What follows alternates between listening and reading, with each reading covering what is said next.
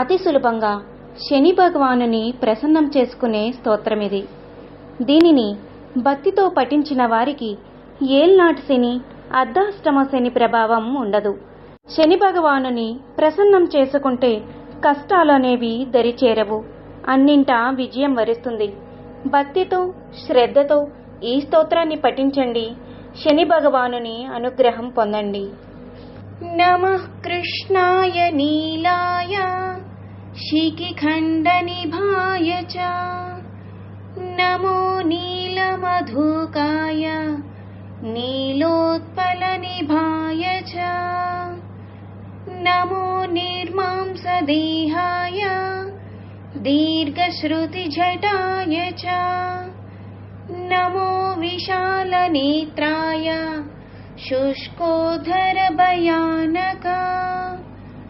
నమః పౌరుషగాత్రాయ స్థూలరోమాయ తే నమః, నమో నిత్యం క్షుధార్తాయ నిత్యతృప్తాయ తే నమః, నమో ఘోరాయ రౌద్రాయ భీషణాయ कराळिने, నమో దీర్ఘాయ శుష్కాయ కాలదంష్ట్రా నమోస్తుతే, నమస్తే ఘోరరూపాయ దుర్నిరీక్షాయ తే నమః, నమస్తే సర్వభక్షాయ వలీముఖ నమోస్తుతే, సూర్యపుత్రా నమస్తేస్తు భాస్వరో భయదాయినే, అధో దృష్టే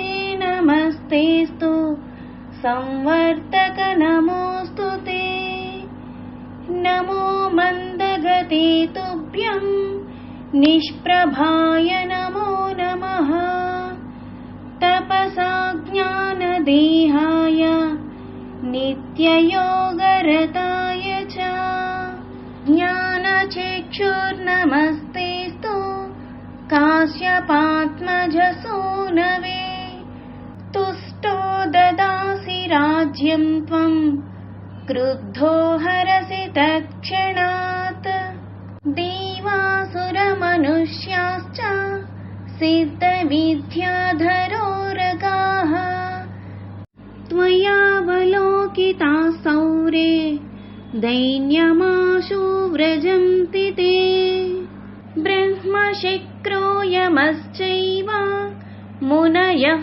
సప్తతారకః, రాజ్యభ్రష్టాః పతంతేహ తవ దృష్ట్యావలోకితః, త్వయావలోకితాస్తేపి నాశం యాంతి సమూలతః, ప్రసాదం కురు మే సౌరే ప్రణత్వా హి త్వమర్దితః. నా వీడియో కనుక మీకు నచ్చినట్లయితే లైక్ చేయండి, షేర్ చేయండి, సబ్స్క్రైబ్ చేయండి.